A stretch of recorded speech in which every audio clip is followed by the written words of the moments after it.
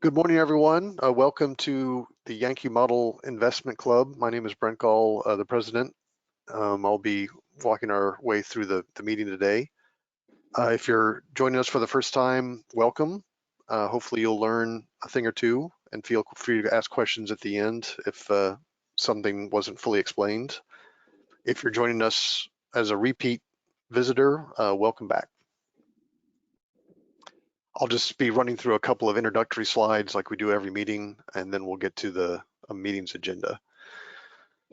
So this investment club, it's a better investing model club, which means we're fully functional. We use real money, but we are open to observation by the public, with the thought being that this is a forum that allows people that aren't familiar with investment clubs to see how an investment club works, what the interactions are, what the responsibilities are, with the hope that you either join an existing investment club yourself or you start one with your friends and family to make your own investment club.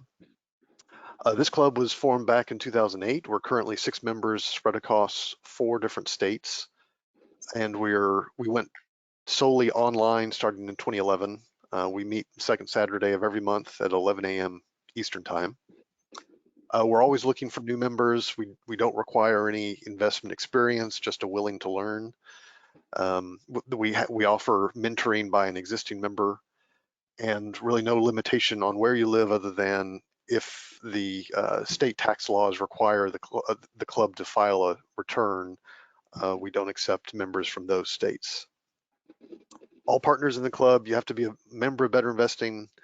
You're expected to actively participate in the club activities. This isn't a passive investment vehicle. And make stock presentations using our stock selection guide. We refer to it as the SSG, in rotation with other members. For general operations, we follow better investing principles. We show respect. We keep in mind that we're all still learning. None of us are perfect in this regard. We do our annual audit, we file tax returns, and we follow our partnership agreement. So if you have any questions, like I said, if you're interested in joining us, feel free to contact our secretary, Jack Finn. There's his email on the screen there. I'll put his contact info back up at the end of the meeting if anything comes up while we're going through the items. For the structure of the meeting, we follow a standard agenda. I'll put that up on the screen momentarily. A copy of it is also available in the handouts section of the GoToWebinar control panel, either on the left or right-hand side of your screen. There's also a couple of other handouts for items that we'll talk about in our business section. All visitors will be muted, but you can certainly ask questions using the questions or the chat window in the control panel. Joe is kind of our moderator, and he'll be doing his best throughout the meeting to answer those questions real time, and he'll speak up if there's a general question that would be of interest to the larger audience. We'll also have a question and answer session at the end of the meeting for anything that wasn't covered after we're done with our general business items. Just a note, depending on how you got notified of this meeting, if a friend forwarded a meeting invitation to you, it means that you're still more than welcome to our meeting today, but it means that we don't really have any information to contact you if the schedule changes or to remind you of future meetings. So feel free to log on to betterinvesting.org, search for our investment club, and then register. And then I think that gets you on the mailing list for the next maybe 3 months or some amount of meetings in the future, just that you're reminded when to log on and to be notified if any changes happen. I'll put this link up on the screen again at the end, just to remind folks as well. And just a disclaimer, before we get started, we'll be discussing some securities in this, giving our opinions. We are not financial advisors. We are not financial experts. None of the discussion should be taken as suggestions or recommendations for yourself. Before you invest your own money, do your due diligence, do your own research, come to your own conclusions, and be careful when investing your own funds. And with that, we'll move on to the meeting agenda. Oops. Let's see here.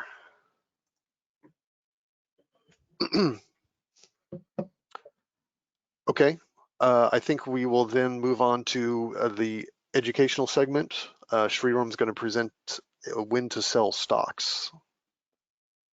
So Sriram, I'll make you presenter. Okay.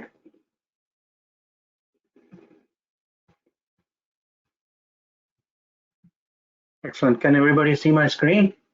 Yes, sir. Yes. Awesome. So one of the challenges that we have in our investment clubs is to when to sell stocks. So next few minutes, I will try to present what I've learned about this, and hopefully we'll have a good discussion about it.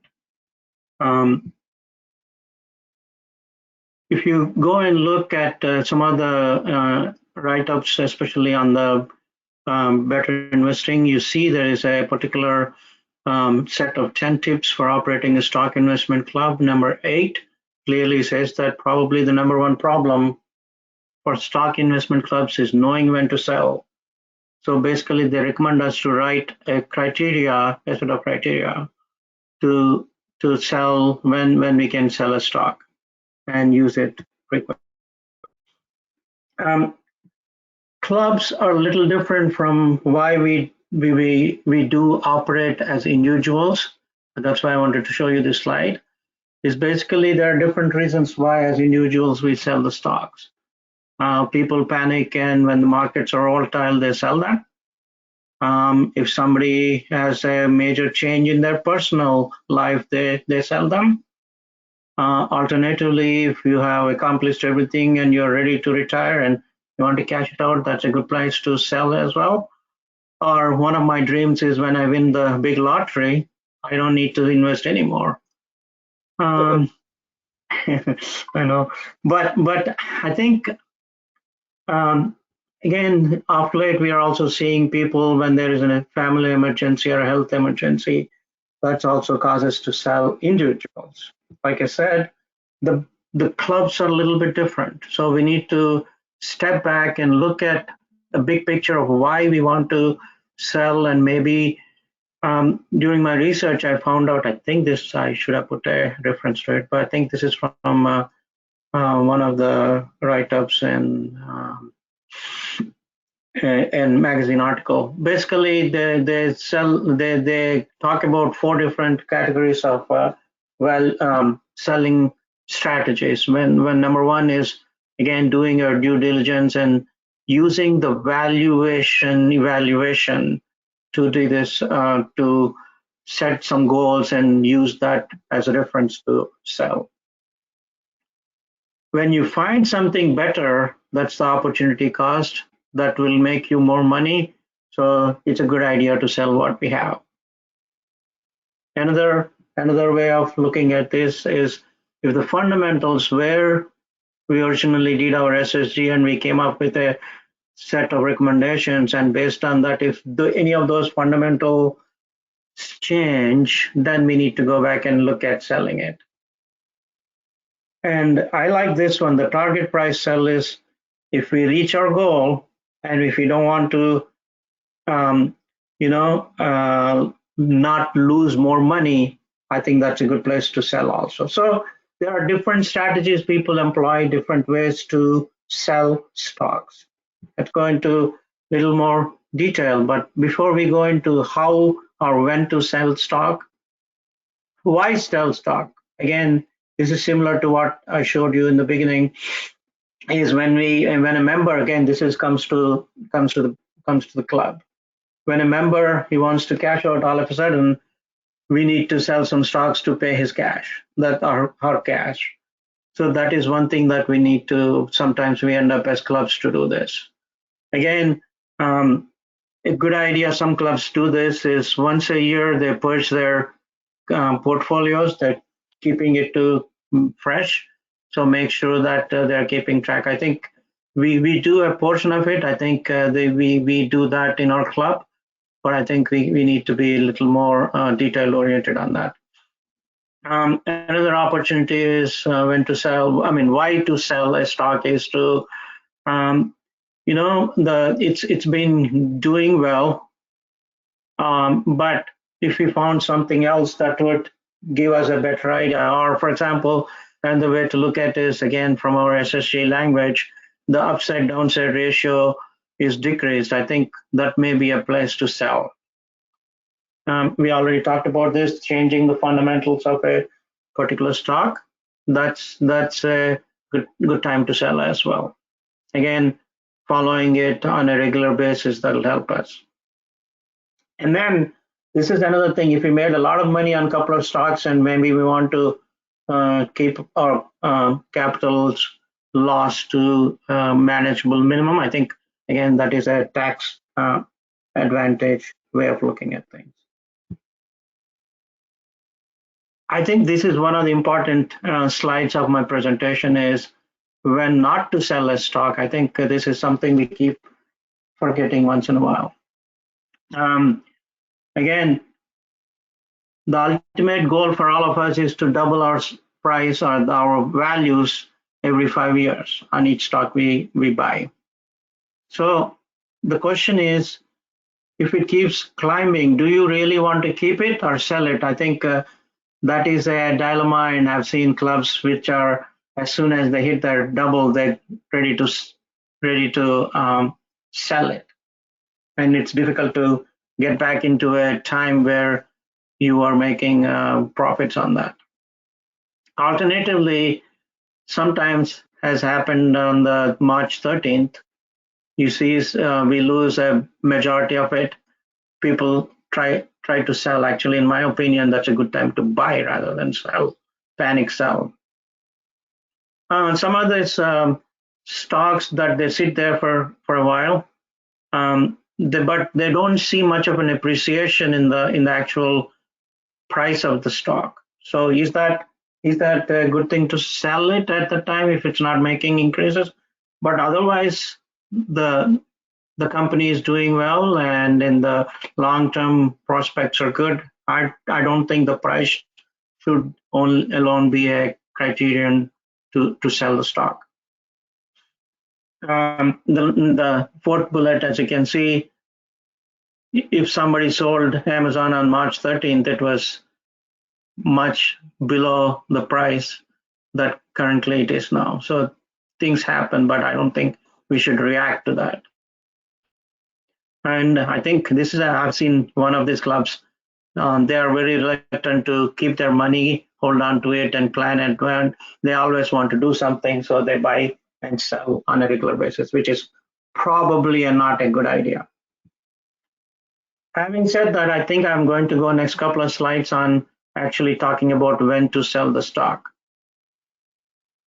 As you can see, we have to do a due diligence on analysis, and we can come up with metrics to evaluate a stock. I'm not going to go into the details of it, but some of the analysis we can do. Again, if one or two of the stocks are either too high, more than 10% or maybe 20%, or too low, we probably need to sell. Continuing on this, again, if there is a spin-off, it's only a small portion of it, maybe it's a good idea to get rid of it, unless you want to add to it. Again, if the industry or even the particular sector within that industry is stagnant, again, for example, oil companies are one good example of that. Management changes, I think that's another time to sell. If somebody is screwing up and if there are questionable accounting practices, that's not a good time to keep that stock. And the company is at a point of no return, like Kodak to Canon or Blockbuster, Netflix, I think it's a good idea to do that. And if the competition is growing, probably we need to look into diversifying somewhere else. Again, the production pipeline, again, this applies to some of the drug companies. They have done a good job of selling a particular brand for a few years. Now, all of a sudden, that's being competed by generic brands. That's a good time to do it. R&D budgets or slowed growth, these are historically what we need to look at the companies and how they're doing it, maybe that's a good time to look at it. My favorite is company cuts its dividends. That's a good time to get rid of them as well. Again, if for some companies, especially the utilities, you see that dividends are a good portion of their earnings. So at this point, I think I'm going to ask if anybody have any other suggestions or when to sell a stock discussion you would like to have.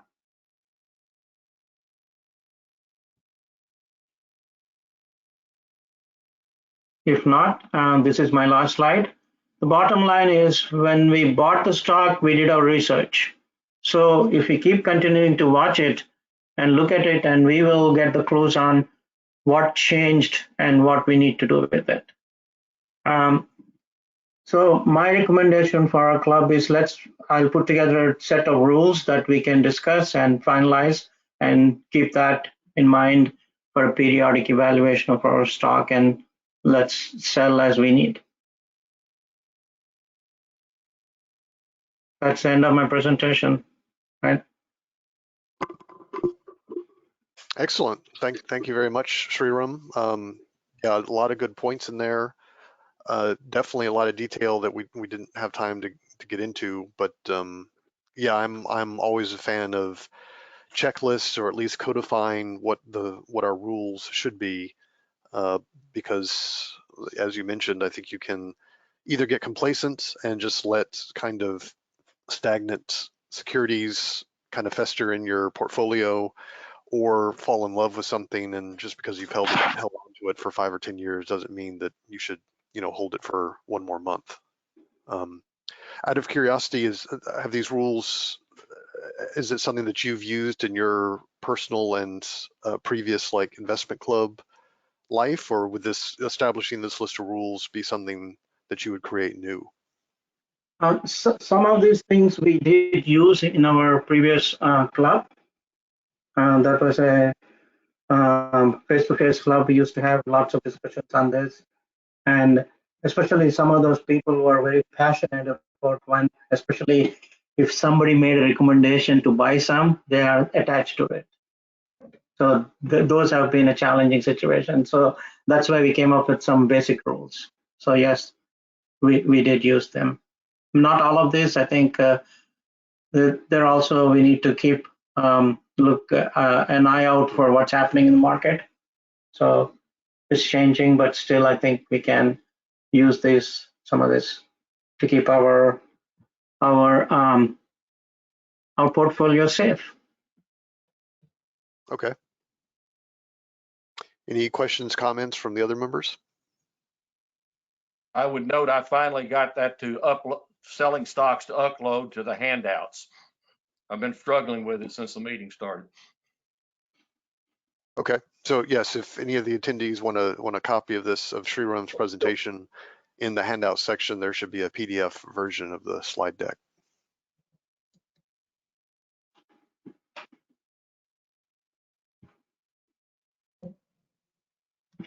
Thank you. That was a great presentation. I'm just wondering, do we want to maybe have a subcommittee that works on a recommendation for the rules? Or how do we want to proceed going forward with developing the procedure? My plan is to put together a set of maybe half a page set of rules, maybe 10, 12 bullet points, and we can do that, and I will circulate it, and whatever we want to go from there, I think we can do that. Great. Yeah, I was planning to add it as a discussion point on some near future meeting in the business section. Good. Okay, excellent. Thank you, Sriram. Thank you. Okay, moving on. I see we have Bill Stafford joining us. Bill, if you can hear us, can you unmute yourself and make sure our audio is working? Can you hear me now? Yes, Yes, sir. good morning. Ah, good, excellent. Okay, that's Sorry good. yeah. No problem. Sorry for We last we month follow up, but by the way. That's all right. Good to hear you now. We'll get back to Yeah, you after a couple of other agenda items. sure. But Go I will ahead. just, we'll have you share your screen at that point. You can show us either your SSG or your analysis spreadsheet. Okay. Okay, I'll take back presenter rights then.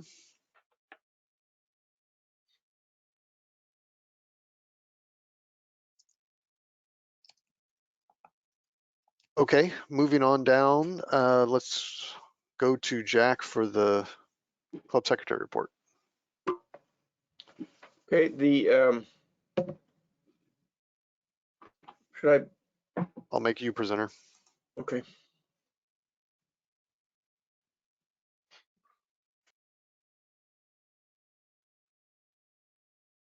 I'm sorry.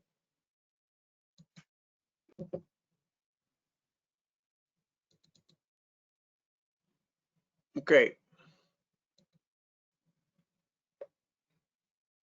There we go.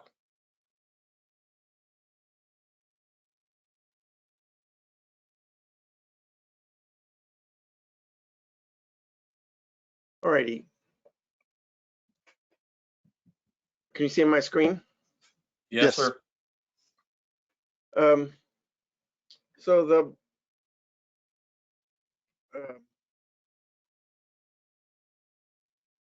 we discussed the holdings and the distribution. We're not too far. We're closer than we were to the 25% small cap, and then we bought some Miller, so we're even a little closer this month. We're still a little heavy in large caps, large companies. Unfortunately, we didn't get a presentation from about FLIR, but we'll get it today. We decided to sell some Middleby to bring it down from 9.5% to about 7% or so, and buy some Miller Industries to bring it up to something like 4%. Liz presented understanding the PEG ratio, and so she talked about PEG and about a dividend modified version of the PEG called the PEGI.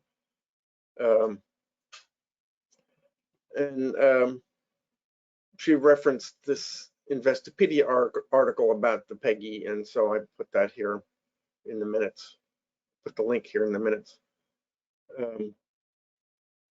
We just heard Sriram's presentation. The recordings for the last 7 meetings are up on YouTube, and I put the link to September. There was a problem with the September video for some reason, but we seem to fix it. Thanks for your help, Joe. The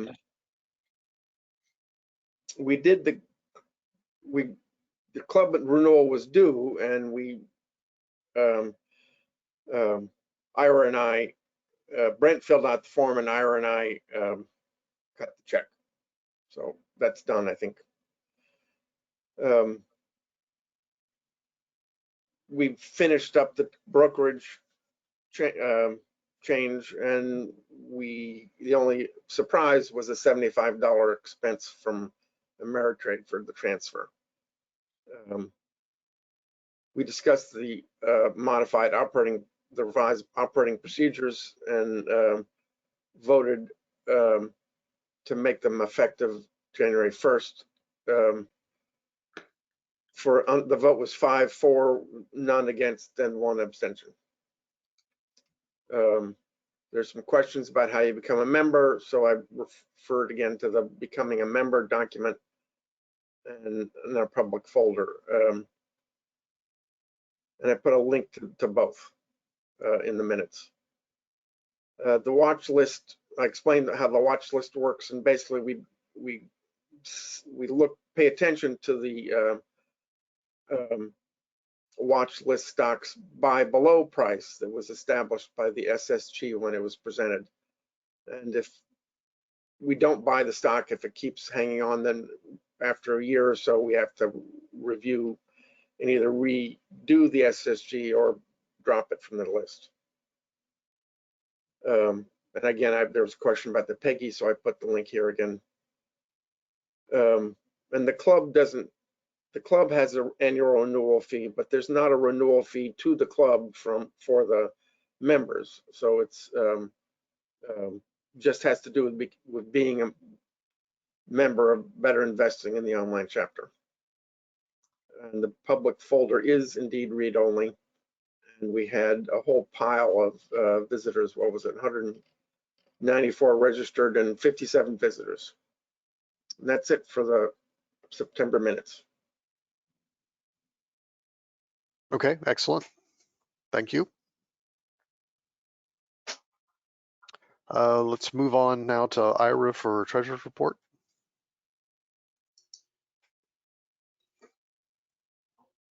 Want to make me presenter? Yes. Okay, here's the current holdings. We have $1,505.47 in cash.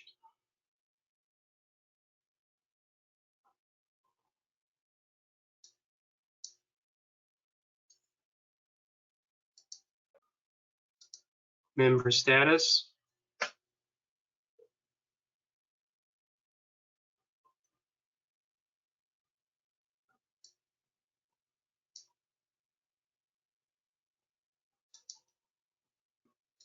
Transaction history. We purchased 150 shares of Miller at $31.55.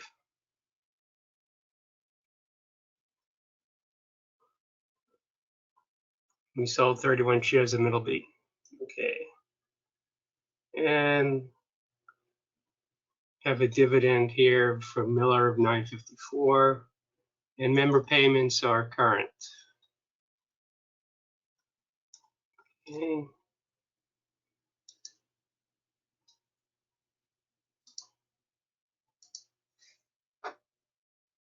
And performance benchmark, you can see at the moment we are on a par with Vanguard 500 since inception of the club in 2008. And looking a little bit shorter term, 23.4 versus 21.9%.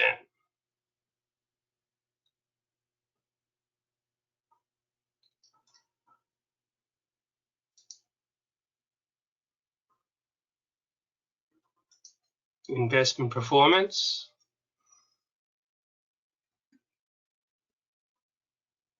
Tractor Supply and Regeneron topping the list here.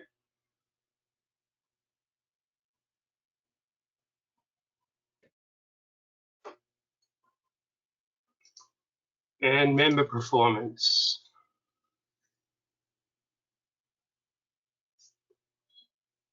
Average annual return, 13.4%.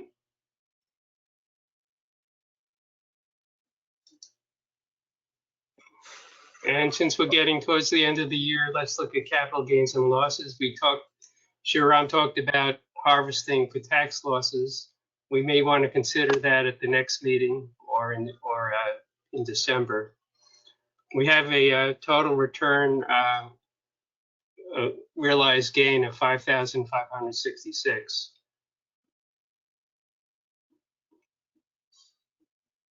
Yeah, I have a note in our club calendar for November to review this to decide if we wanted to do any cleaning out to harvest capital loss. And that's it. Any questions?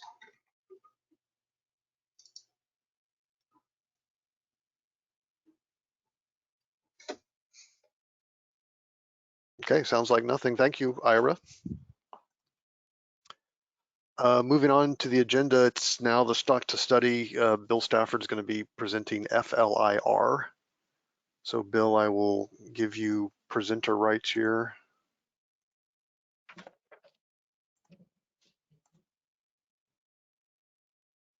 All right.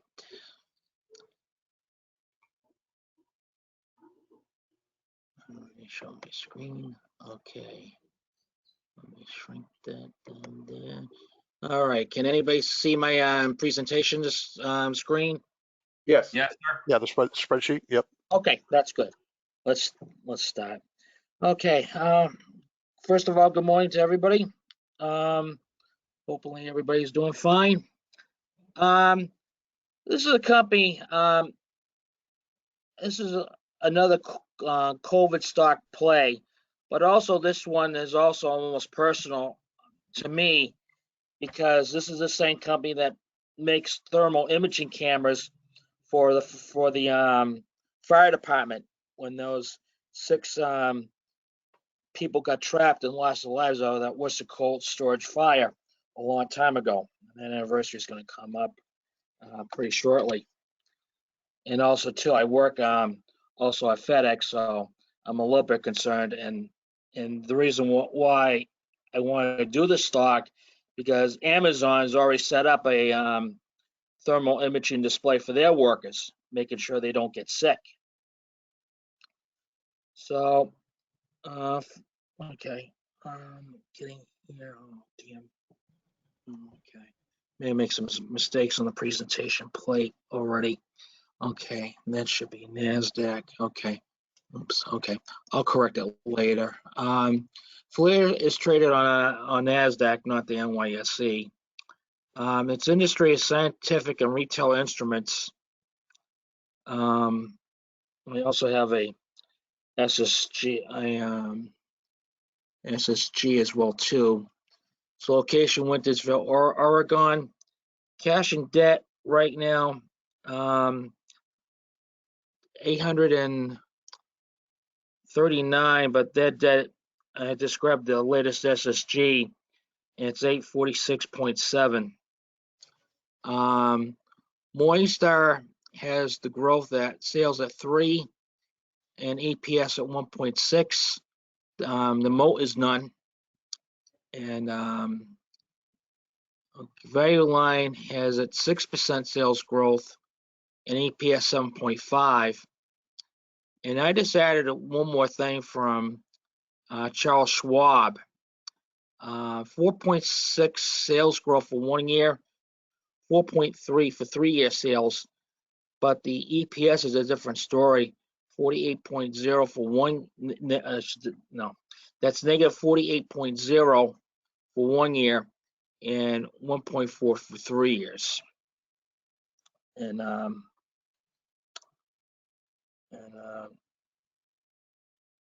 projected 6% growth with future estimated SSG at 2,525. And in the future estimated earnings per share growth, I think I put 8 down there.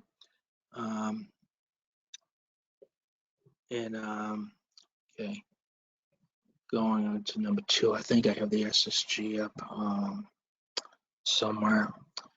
Let me get that. First time doing everything here. Okay. There's the SSG presentation off of the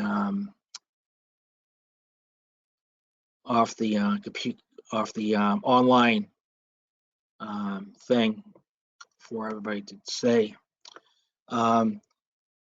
So far this year, the sales are a little bit flat, as everybody knows that COVID-19 has done real good damage to the economy. And the pre-tax profit a little bit up in the last quarter, but the earnings per share, it's been blocked by that rectangular box there, so it's still in that area there. Going on to page 2, the pre-tax profit is, like I said, 16.4. That's down from from the 5-year average. The earned equity, 10.6, that's also down from the 5-year average. And then the debt to capital, unfortunately, that's going up, 26.6%. And because of probability, I had to take on some debt because of who knows. The closing price on Friday was $37.53.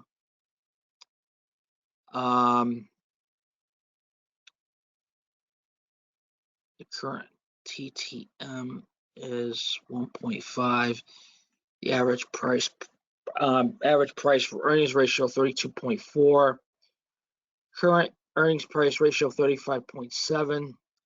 I put these shares in the buy range. At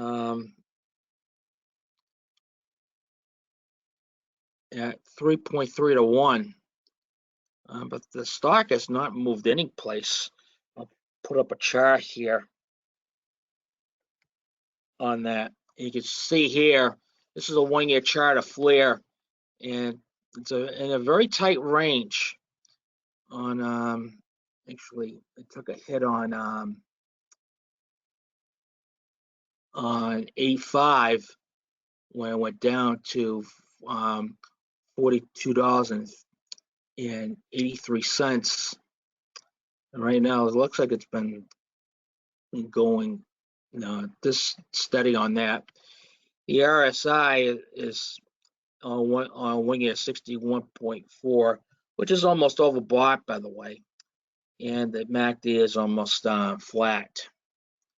I also have a 5-year chart, by the way, on this.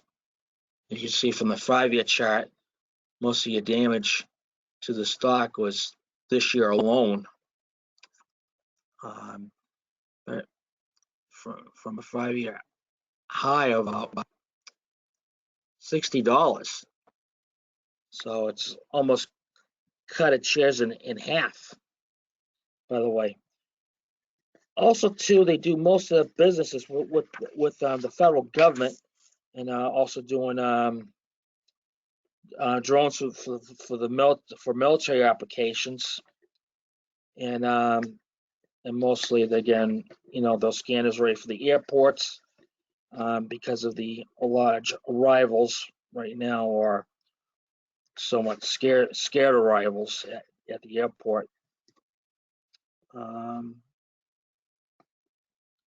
But I think that's about it I have here.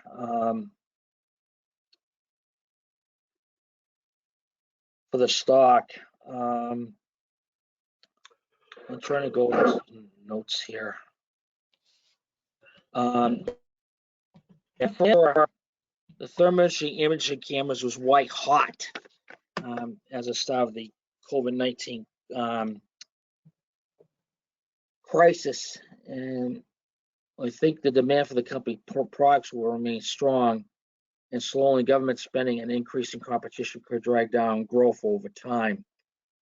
And also, two FLIR's cameras which allow to see in total darkness and precise temperature of distant objects, probably like a liquid oxygen valve leaking, or something like that. They could take a map of it and see where the leak is coming from. Let me see here. Other notes here.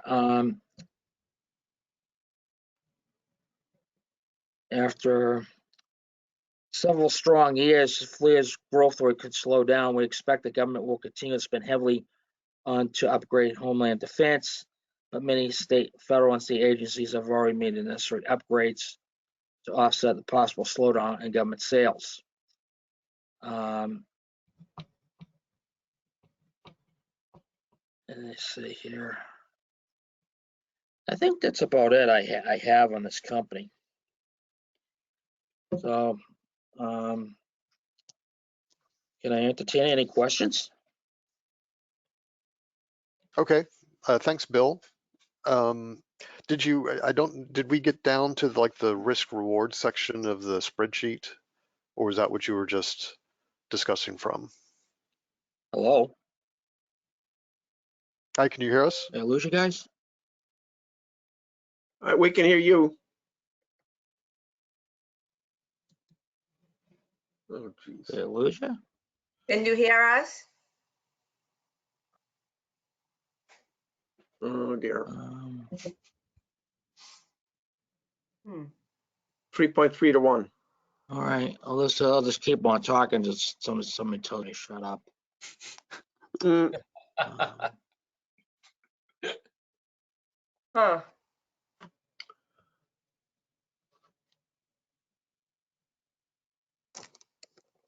okay. 68, 21.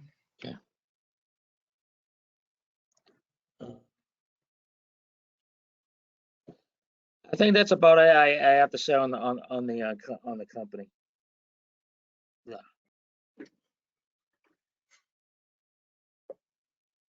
Okay.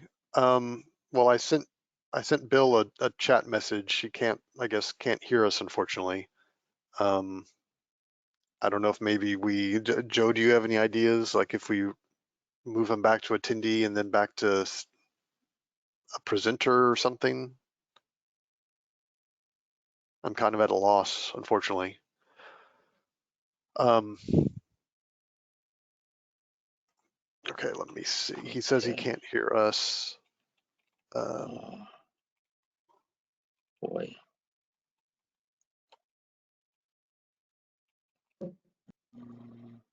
Maybe he has to log out and log back in again. Do we have closed captioning? Yeah, if someone wants to type my comments into the chat window.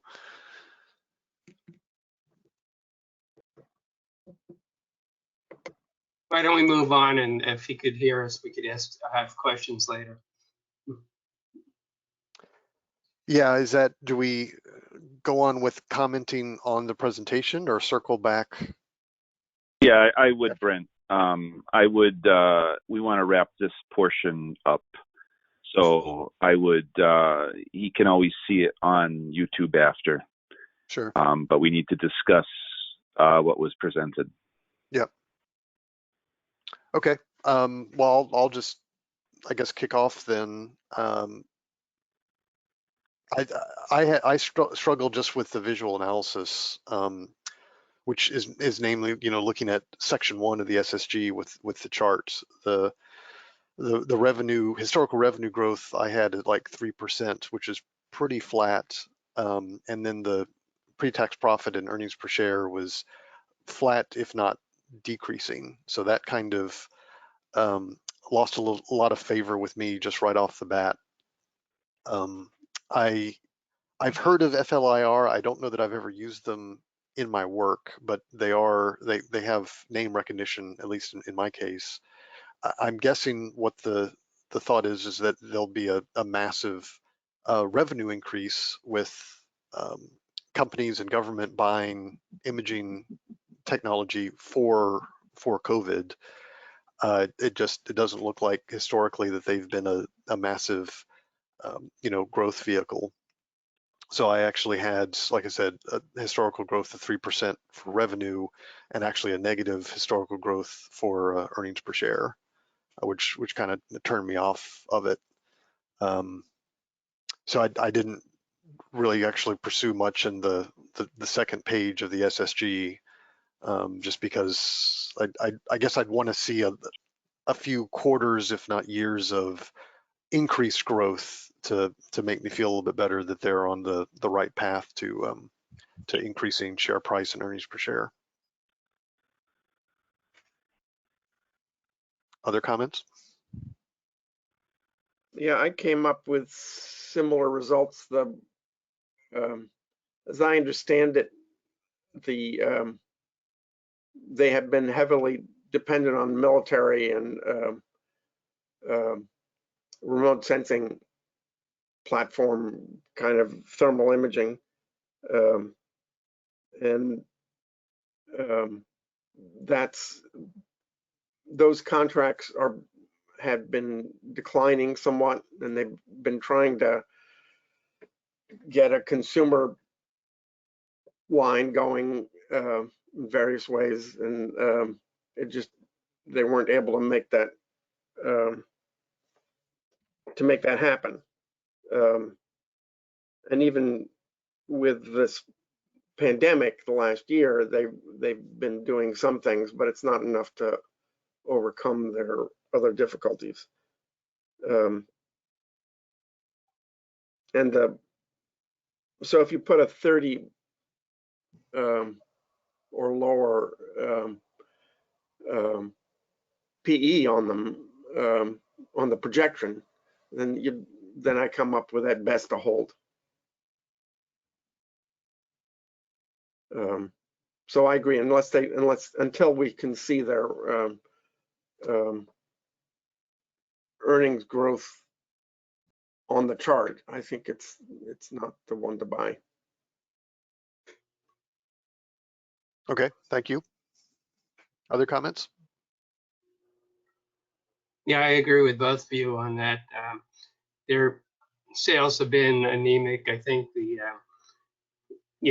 virus will be a short-term blip for them perhaps, but I don't see where in the long term they are growing sufficiently. I have at best a hold as well.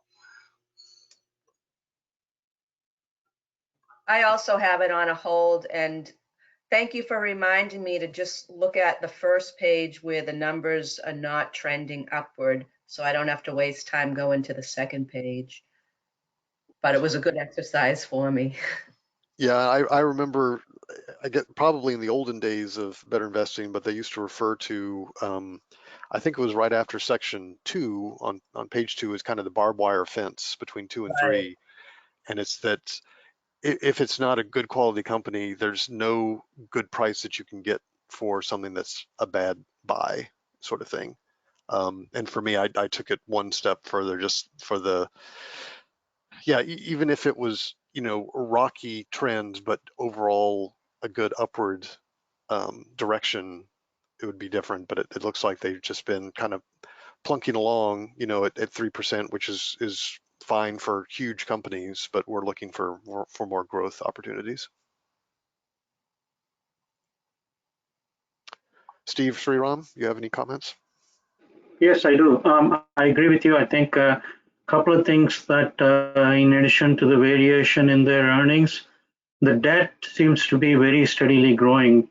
So that I don't know what it means. So it certainly is a negative for me. So yes, I agree. I think my analysis actually resulted in sell range than hold even. So.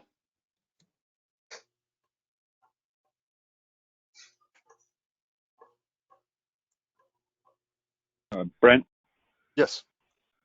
do you want to give me control and I'll show you where I get my grief with this company? Okay. All right. You're a prisoner. So, can you see my graph here? Yep. Okay. So I guess before I start slamming it, we'll talk about what actually I did like. I know that earnings is what I don't like, but actually their earnings this quarter I thought were okay. They actually met the previous one, so they have a product line that people are going to buy, even if it's not at the growth rate that we would like. So that I thought that was actually half decent. Shockingly enough, their Altman Z number actually went up month over month, because I had, this was the stock to study last month, so it was 3.79 and now it went up to 3.98. So I actually thought that was actually a decent improvement. One of the things that I thought was a con initially was one of the things that I keyed on last month was they had just invented a chemical reagent to detect chemical warfare. And I thought that was actually a negative because they're an electronics company.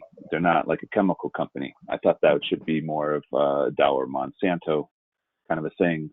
But I actually went to the website this morning and started watching the videos. And I have to admit, I did drink some Kool-Aid there and kind of was liking what their product line was. But you know, this is expensive equipment, police and fire only. It's not something that's ever going to be mass marketed. There will be steady demand, but I can't forecast how much. And you know, I didn't really see the COVID play here, but now I do. It's clear. Obviously, it's as a person enters a building, they're instantly scanned, and if they're feverish, they're given the boot. But right, they're not actually making the whole assembly, right? They're just the infrared portion of it, which I'm imagining, and I don't know, I didn't do the deep research, but that's only licensed. So that's probably why they had a decent quarter with doing very little overhead. That would be my guess. Okay, so what did I find absolutely egregious, and why am I showing my screen to show the egregiousness? So if we look at the last 5 years of earnings, they actually have 9 down quarters and 11 up if you count the red and the green. So 11 greens and 9 reds. So that's horrendous, right? That's terrible in and of itself. But then they've gone and committed the worst sin absolutely possible on the planet of Earth. They've gone ahead and lost money.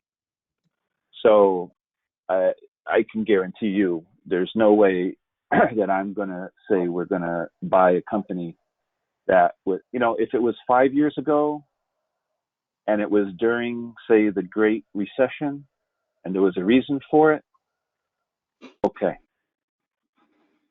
Here, this is 2 years ago, lost 36 cents a share. You know, this is not management in control. This is not a product line that we need to be buying. I don't want to have to worry that we're going to lose 36 cents a share one quarter. And that's why, so no, definitely not. And it was a close call here, let me tell you. Or was it? Not that one, this guy. 1 cent a share just this year. So, no. We need companies that have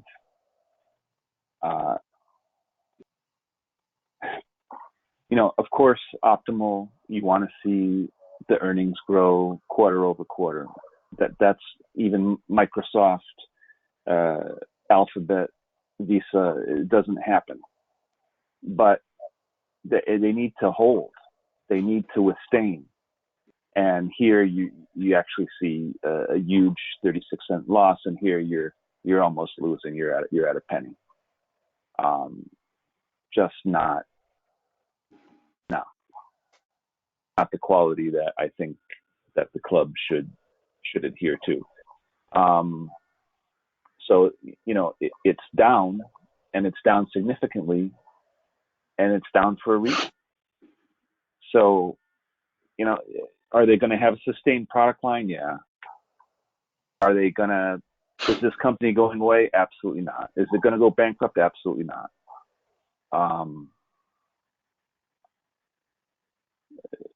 But it's just the loss, taking losses in a quarter. It just no. So that's it. So thank you. Okay, thanks, Steve. Can you just do a quick, for the attendees that aren't familiar with this chart, like just a quick explanation on, I guess, the color scheme and the triangle direction for the earnings? Yeah, absolutely. So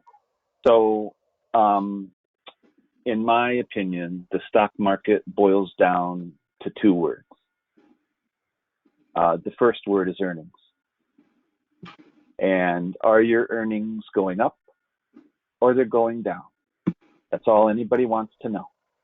It's that simple. It really boils down to that. The other word is equilibrium. But so let's look at this. If we look at the first quarter of 2020, what this says is, okay, so this is a year-over-year comparison. So it's taking the first quarter of 2020 and it's comparing it to the first quarter of 2019. And then 2019 is compared to the first quarter of 2018. And it's done that way because during the ebb and flow of the year, obviously there are seasonal cycles, there's all kinds of cycles in a year. And over time, companies will have higher earnings at different seasons of the year for different things. Agricultural companies, Home Depot, they're all going to have their, Timex was always Christmas. So that was their huge quarter. And then that happens the same time, year over year over year. So you're comparing an apple to an apple, if you will, over a year's time. So what this says is the first quarter of 2020 is down from the first quarter of 2019, and it's down 70 cents a share, which is heinous. So, and my nickname for these red triangles is a toe stub. Why? Because it doesn't kill you, but it sure hurts like hell. Now, what I'll do is I'll show you a company what it should look like. Oh, these are all green. Oh, they're all going up. Oh, this is why a $20 stock becomes a $300 stock, because all the earnings are going up. So this is what we want. But we're trying to get it at a decent price. That's the catch. So we have to have a bad quarter here and there in order to catch the stock while it's down, to buy it at a reasonable price. And here, this thing has just been accelerating. There's been no decent entry point. Even in the crash here, it really didn't even budge that much. So 120 was the low. So and because people were flying to safety. Oh, this thing's earnings keeps going up. Oh, I'm putting my money in that, and it gets rewarded. So that's unprepared. That's it in a nutshell, Brent. Okay, appreciate it. I was just surprised that on this chart I think you have to hover over the triangle to see exactly what the earnings. To see the quarter. That's right. So here they made 42 cents in the previous year. So something went off there, but 42. That should be, this guy should be higher, but maybe it's, I don't know what happened. Usually it's they're 47 and 54, and this guy is 50, and this guy should be higher. 58. So okay. 52 and whatever he's going to come in for this quarter. Right. There we go. Yeah. Okay. The software is saying that they're all higher, and no, this is a great little, and it really does boil down to what's your earnings in the quarter, and that's right. That's it. Okay. Thank you. Okay, if there's no other question or comments for FLIR, let's proceed now to reviewing our current holdings. Ira, I'll make you presenter if you can put up our current portfolio.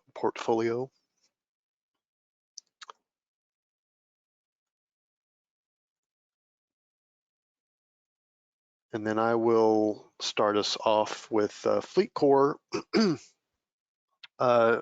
News was they're set to acquire the AFEX, Associated Foreign Exchange.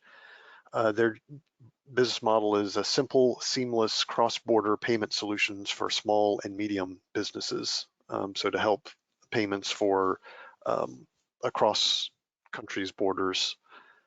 AFEX has 35,000 customers, 22 billion in revenue. They transact over 100 different currencies, and this is expected. This business deal or acquisition, rather, is expected to close first quarter of 2021. Currently, the stock is priced at $247. I have a buy up to 233, so it's in a hold range. Athene. Its price has increased a bit since the July value line. A new one came out just in October. The earnings per share has surpassed value line's estimate, which is good. And they're saying that this stock offers significant recovery potential for going towards 2023. There was also news that American Equity Investment Life got a $3 billion takeover bid from Athene and Mass Mutual. Mass Mutual will take the American Equities employees and insurance subsidiaries and would reinsure 80% of American Equities business to Athene. So that's the split there. Currently $37 a share. I have them in a buy up to 49. So that's a buying opportunity if we wanted to expand our holdings for that. And finally, Tractor Supply, as Ira mentioned on the portfolio review, they've been doing great stock price wise. Currently, I think the highest I've ever seen it up to $149 a share. It's approaching the bottom of my sell zone actually, so it's in a very high position in the hold range. They celebrated their 1,900th store opening in California and is donating some money to the wildfire relief in that community. And Forbes rates it as a top employer for new grads based on their internship and other new hire programs that they offer. But revenue has still been going great. People are still, hunkering down and expanding gardens, small farms, pets, and farm animal holdings. So it's currently in a hold. And that's it for me. Steve? Yeah. So Alphabet is in my hold range. There is quite a bit of news on it. Oh God, sorry. Let me close the door. Oh, sorry about that. There is quite a bit of news on it. They made it to the Supreme Court versus Oracle because Oracle had bought Sun, and of course, Android is a Unix-based kind of a thing. So they have $8 billion of exposure there. I don't think that's the problem, right? $8 billion to them is it's like $10 to us. But the issue there is that if they have to pay something reoccurring for all the Android devices, that might be a problem. But from what I was able to read from the Supreme Court digest, Byers is on Alphabet's side, and Gorsuch is suggesting that they throw it down to the lower court without making a decision. So it's looking very, very good for Google that we're going to win. So I don't think there's an issue there. I think they're going to win it. There was some antitrust in India, and there was some antitrust in France. They now have to pay to negotiate. They have to actually pay for their news feed. So they're going to have to negotiate with France. Their Altman Z is still 10.92, which is beyond stellar. Looking at Visa, their earnings were down. When I did the SSG, they are in the hold range. Let me just take a quick peek at that. Yeah. So their earnings went down 17, or their sales went down 17.2%, but they were still pulling in $4.8 billion for the quarter. So solid. This is practically a fortress balance sheet. They were recommended for to be bought for a stock to hold during highly volatile times. Why? Because everybody uses Visa.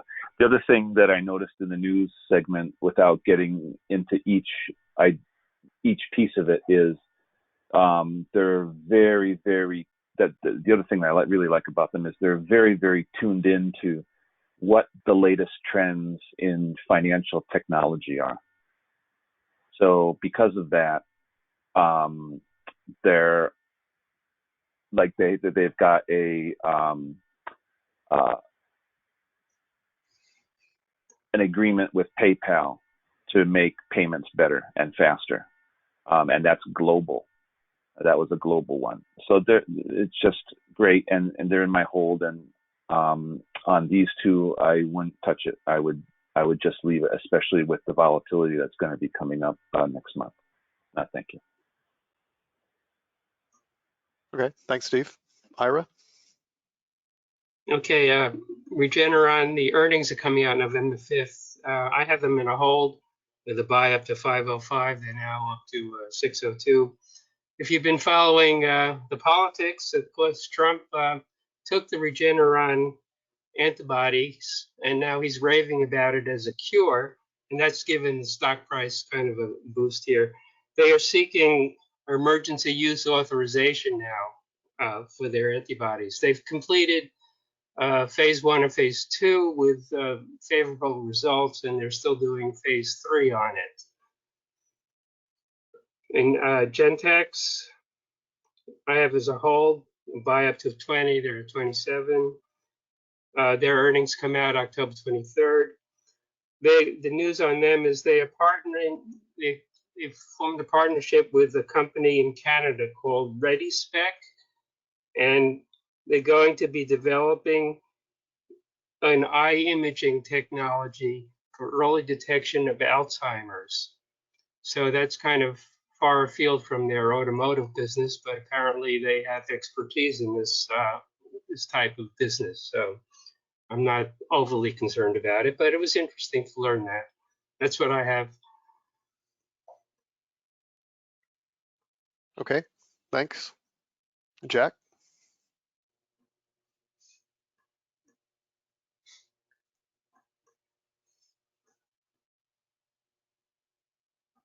Are you with us, Jack? Yeah, sorry. All right, no problem. Essent is in the hold zone. They just got $400 million in reinsurance to help them deal with potential losses. So that's good for them, I guess. Cover their losses a little bit. They have, yeah, so there's no other news. They're going to report, I think, next month. Yeah, early November. So we should have earnings for them next month. Dollar General, they have announced that they're going to open a $5 store with non-essential stuff, unlike all the essential stuff they have in their present stores. They're going to open 2 stores near Nashville this fall, and we'll have 30 stores open by the end of next year. These are fairly small footprint, 9,000 square foot stores, not in malls. It'll sell beauty products and home decor and party supplies and stuff like that. And Zacks says that they're going to, their prediction for what they're going to make is an increase in over 30% in earnings and on 13% increase in sales for this next quarter. So they're doing great. They're also in the hold zone. They made an all-time high, I think, on Friday. Out of curiosity, Jack, are they? question. Yeah. Go ahead, Steve. Is that new $5 store, is that going head to head against Five Below Zero? Or is it a different market? I think it's a different market. They were talking about not kids, but about women earning more than I don't know, $35,000 to $75,000 a year or something.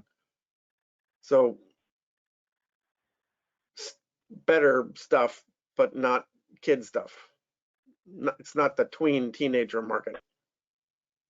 Okay, yeah, because Five Below is is a contest on how many ways you can package sugar differently. So and it works. So it would be nice to see that they're actually selling something substantial for $5 or in that price range. That might do well. Yeah. Competition with Ulta Beauty. A little bit, I guess, but I didn't think that beauty is not their main thing. It's one of the things they'll sell. Okay. And I'd be surprised if there was anything in Ulta that was $5 or less. I think it's much more expensive. Probably closer to $50. Probably, yeah. Out of curiosity, Jack, did they mention, are they rebranding, or are these just going to be Dollar General stores? It's going to be called a Pop Shelf store. Pop Shelf. Pop Okay. Shelf, yeah. Okay. Thank you. Liz? Yes, so looking at Middleby here, let's see. Depending on what numbers I used, Middleby is either in a buy or a hold. When I first ran the numbers, the low price was around $96, which put it in the buy zone. But then I remembered that Better Investing says that the estimated low should be at least 20% lower than the current price. And the current price was around 100. So I put the low at 80. And so that put it in the hold zone. I did a little research. The analysts are mixed, whether it's a buy or a hold. Yahoo, out of 11 analysts, one said a strong buy, and then there were 5 buys, 5 holds, and 0 sells. Value Line seems to be pretty bullish on Middleby. They gave it a B++ rating. The safety's at 3. The timeliness is at 3.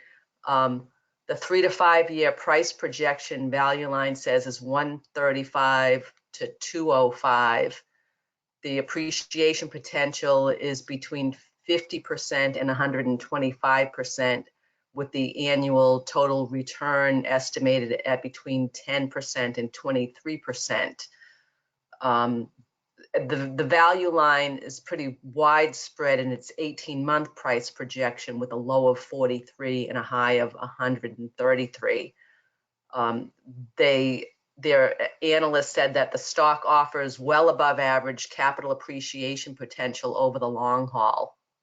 And it looks like, I looked in Viveo for us, and so far we've had an ROR, average rate of return, about 15.3%.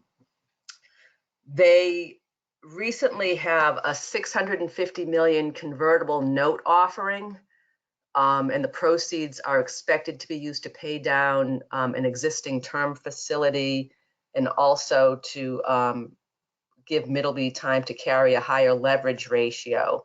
I'm not quite sure what that means. They're going to be able to pay off higher interest loans.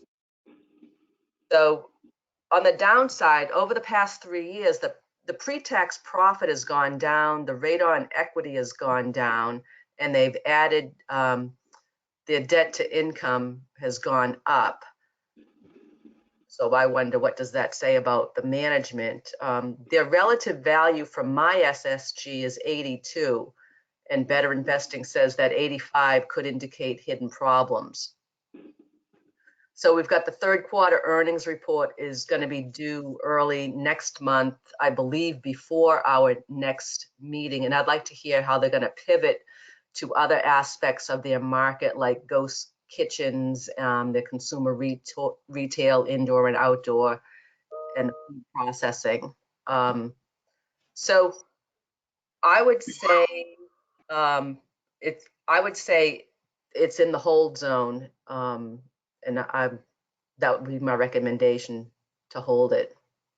The other thing to think about, I just heard that Massachusetts has lost about a quarter of its restaurants. And so I'm wondering, obviously, if you extrapolate that nationwide, then that's going to negatively impact Middleby in the short term. But once the pandemic has passed, well, maybe there'll be an upswing in new restaurant openings, which might give Middleby a boost. That's maybe something to think about. The other side of that might be that if you have 25% of the restaurants closed, that's an awful lot of equipment sitting around. It's probably in pretty good shape that somebody opening a new restaurant would buy used rather than buying new. Yeah, that had occurred to me as well. Yes. Yeah. So I guess, my recommendation is hold it for now, and let's, wait and see what their earnings say next month, and maybe going forward if the picture gets a little more clear. So my other one was Alta. Not much to report on Alta. I have it in the hold zone. Seems to be a solid company. The analysts like it. Seems to be able to weather this downturn, and when the pandemic is past, hopefully get back on track with its earnings. So that's it for me. Okay, thanks, Liz. Sriram? Hello. I am looking at Intelligent Systems Corporation as well as the Miller Industries. So Miller Industries, in the last 3 months, we bought them stocks in 3 times, and once in July, August, and September. So that means I think we are doing good. I think both of them currently in the hold on my estimates. Nothing major to report since the last couple of months. I think no updates for Miller. There's no update on the value line since August. And I think there's a conference call that is scheduled for next month. I'm going to follow on that and report that. Coming back to INS, the Intelligent Systems Corporation, again, we originally bought this back in June. It's a little bit up and down since then, but again, it's also still in my hold.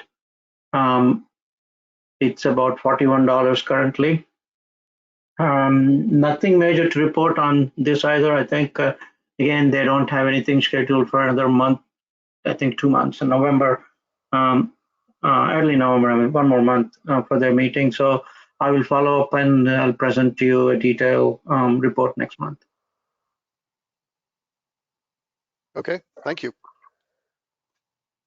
And then Jack, anything new on watch list that you want to mention? Five Below is a hold, based on it's way above the price, the buy below price. Viva is a sell, it's way above its buy below price. And DR Horton is a hold. These haven't been done in over 6 months, so it might be worth thinking about redoing them. Doing that. You mean yeah, I mean FSG? Okay, gotcha. Okay. Yeah, hearing all the reports, there was a whole lot of holds and sells. So I'll open the floor up to any suggestions on buy or sell decisions.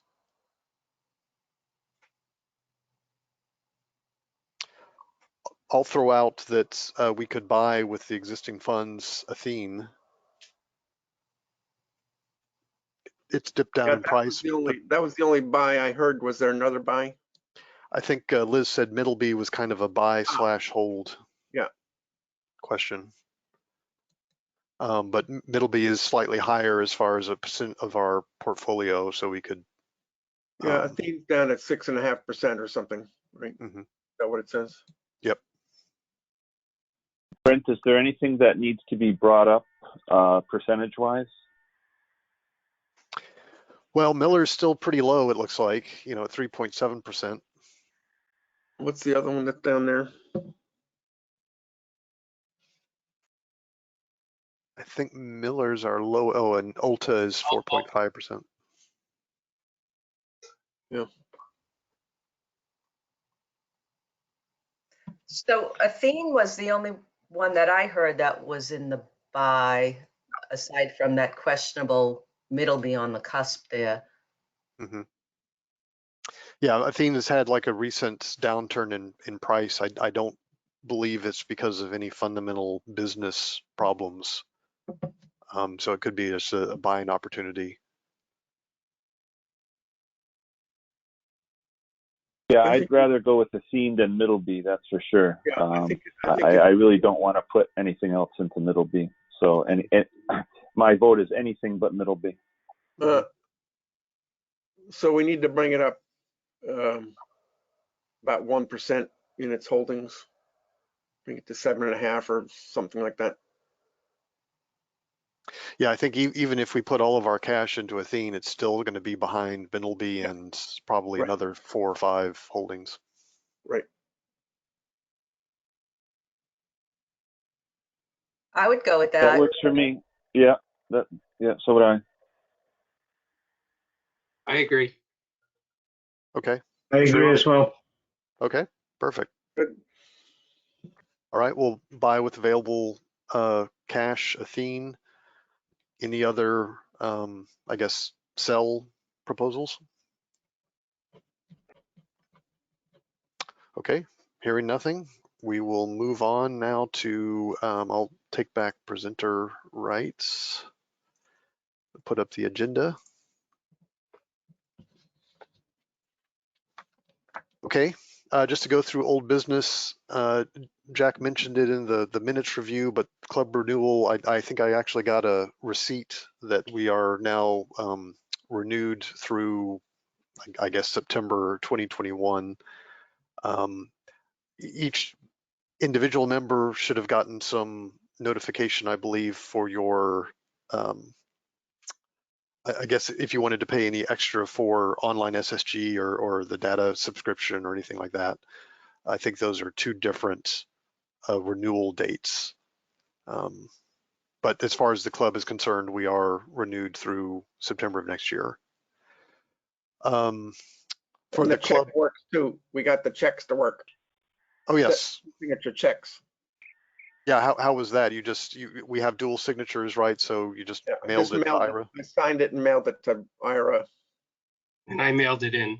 And Perfect. also, as a reminder, the $52 that was charged gets proportionately assigned to the members based upon their ownership in the club.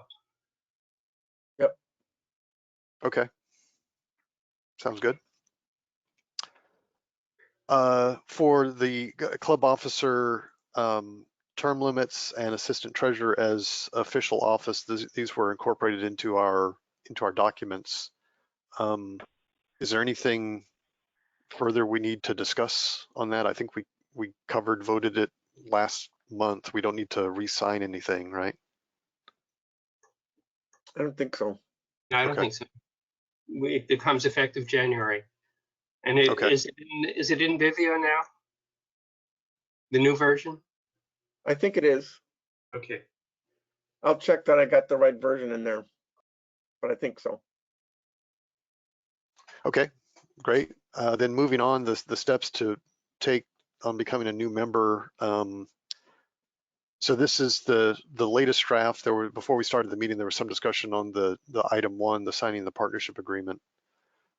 I was just getting to, I think we could be general in the other document that we mentioned, just as a general, you need to sign the partnership agreement, but this one, because there's a little bit of back and forth of who needs to start. Is it the new member that needs to print it out, or is Jack gonna send them a Word document to print out and sign. I think putting that level of detail, in this document would be probably a good idea. Yeah. Okay. Otherwise, it looks like great content. Do other people have comments, or are we missing anything in here?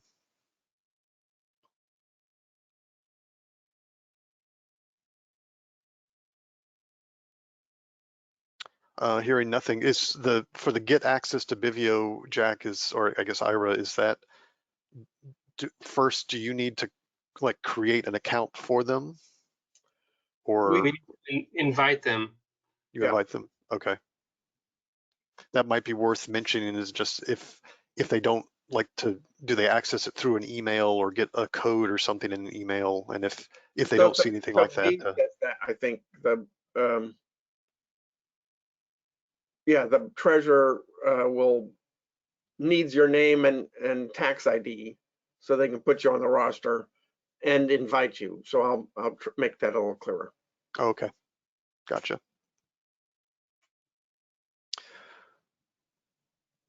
Okay, this looks good to me. I don't hear any other comments or changes that we need to make. So that sounds good. And I don't believe we had any other old business. For new business, I forwarded an email from Bill Stafford just regarding the his technical difficulties. He's going to regroup and look at the equipment side. So we're postponing his application, and we'll, I think, reassess once he gets back to us with his computer upgrades and things like that. And then other thing was the stock assignment reshuffling. I mean, we already went through the new assignments, but just wanted to make sure people weren't no major concerns about how they were distributed. I kept 3 just so that we could have, most people have 2, and then if we get a new member in the future, I'll offload the 3rd one to that person. Any other new business items? So we just Okay. have how to sell guidelines. Oh, I will, yes, I'll add them. Is that something we want to discuss next month, Sriram, or in a couple of months? What do you think the timing is? We can discuss next month if it's okay. Good. Okay, Let's that's put it fine. on the schedule for next month. Yep. Okay. One other, I guess, kind of new business item. It's excuse me. It's a question for Joe regarding whether it would make sense to maybe take advantage of the polling option and go to webinar, maybe to ask some of our attendees just ideas of what they would want to see for educational segments.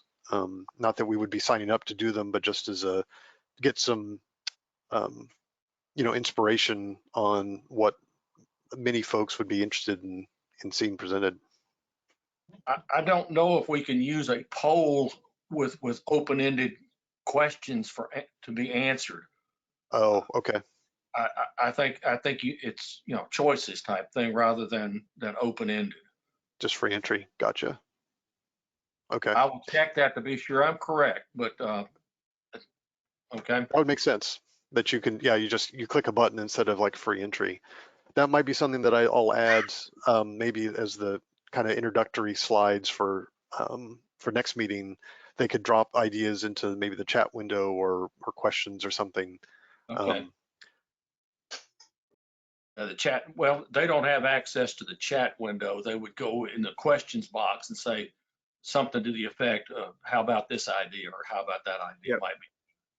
We Okay. also have a question from on, if time permits, can you explain how Athene is in the buy zone? Okay. How it's in the buy zone? Yeah, that's the phrase.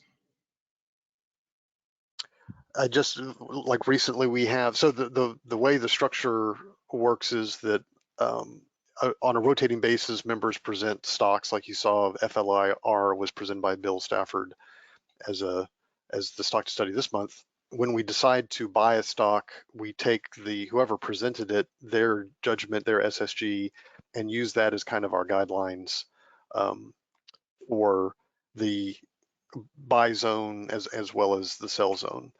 And so if I just jump over to my tracking, I believe Ira presented that back in, I think, November of 2019.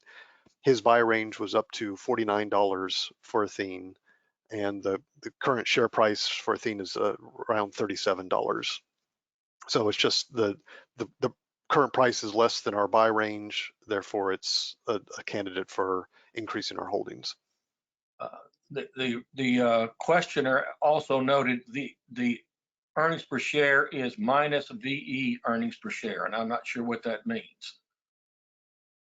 Earnings per share is minus VE. Okay. I guess maybe the questioner is questioning whether it's a good buy at the moment versus like the comparison of buy zone versus share price. Would you like for me to, well, he's on the telephone. I think we'll just take it as I don't know that there's any major fundamental business changes that I've seen. So we wanted to, increase our, we don't like to sit on cash, so we wanted to increase our holdings slightly. He's asking if he can speak, and I was looking to see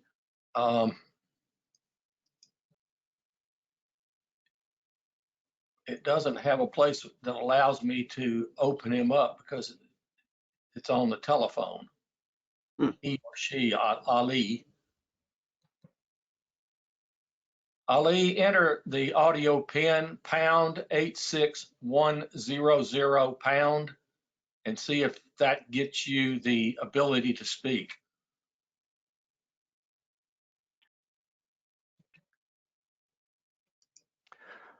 Okay, So well, Brent, you don't have an updated SSG on it?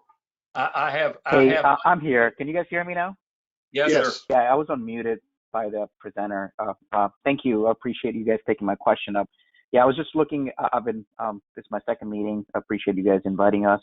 And it's been interesting seeing you working with the club, coming back to NIC after a while. But looking at the SSG, I agreed with most of the comments, but I just pulled the SSGs based on the stocks that you guys had for purchase, and it seemed that to me the recent earnings were towards the negative side, and if this was a fresh evaluation, I felt that maybe would not have been a buy, right? I know you guys have done an evaluation a while ago, right? So who presented the stock, have they done a recent looking at the last quarter's data, right, before you guys buy more? Like, so it would have been buy at that point, but looks like the last quarter's data and last couple of quarters data seems pretty negative, and even the earnings estimates going forward is minus 39% based on the analysts. So that's what motivated me to ask that question. Like, the sales are going down, and the earning forecast is negative at this point. So sorry to disturb your meeting. I felt that I was sort of obligated to speak out what I was seeing. That's great. Yeah, thank you for that comment.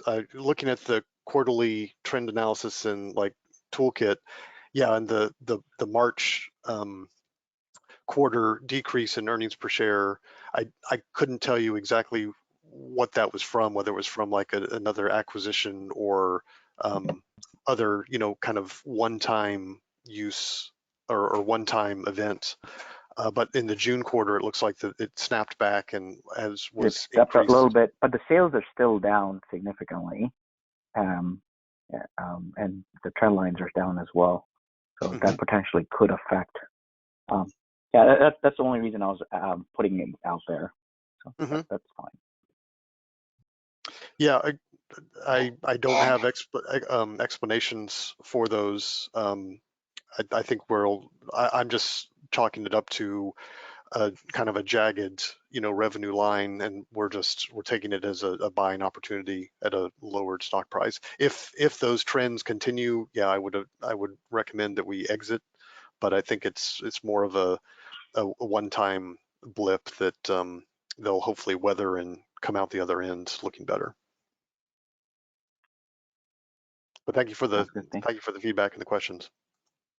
Yeah, Brent, I'm looking at the earnings on this. Mhm. And so what they did was they had a quarter where they put all their losses into it and Yeah. blamed it on the crash. So, and then the most recent quarter is positive.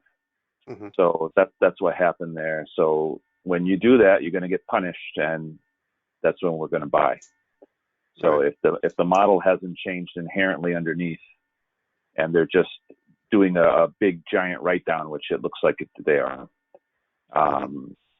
that, you know, I'm not for taking a loss of a quarter, but you did have an exogenous event occur, and they took more than full advantage of. We can get away with it for a quarter, and people will understand. So that'd be my take on that. Yeah. Okay. Thank you. And then just other items. For stock to study, I have still David Sky for next month, and Jack, I have you down for educational segment. Yeah. To kind of, I put down for December, Ira's the stock to study, and then we'll take a break from the educational segment just so I can kind of reshuffle the presentation order. With adding new folks in, it's kind of screwed up the schedule, and I don't want people to have to present a stock to study and do an educational segment in the same month, and hopefully give a couple months breather between them. So I'll work to make a schedule that works for everyone for that going forward. Okay, and if there's no other items, we will adjourn. I have listed the kind of future couple of meetings in there. Like I mentioned, it's at 11 a.m. Eastern time, second Saturday of every month.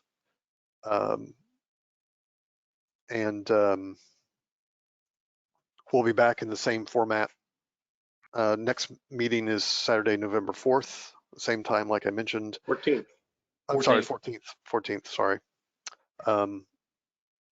This is the link again for the Better Investing website to register yourself if you were forwarded an invite, just to get on the mailing list and see, get reminders for the meeting as well as any time changes if they happen. And again, if you have questions or comments, interested in joining, anything like that, you can contact Jack, our secretary, at the email on the screen. He's be able to answer any questions you might have. And with that, we'll adjourn. Thanks everyone for attending.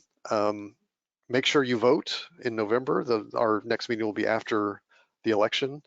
I Be already safe, voted. be healthy. Oh, excellent, good to hear. Exercise your American right. I would note also that this session was recorded and it will be on YouTube when Jack gets a chance to get it taken care of. By the end of the weekend at the latest. Sounds good. Okay, thank you everyone. Hope to see you again November 14th. Bye. Bye-bye. Thank you. Bye bye. Good meeting, everyone.